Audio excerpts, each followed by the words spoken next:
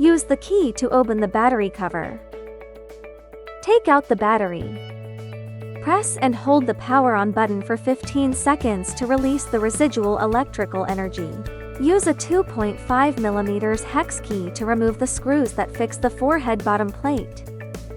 Use a 3 mm hex key to unscrew the screws fixing the front light. Pull out the hub for a certain distance. Disconnect the front light terminal. Thread the wiring harness into the bracket. Install the forehead bottom plate with the concave side of the hole facing down. Screw on the fixing screws.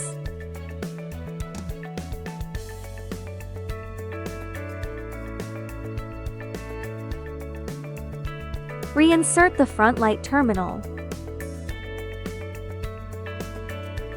Push the hub back.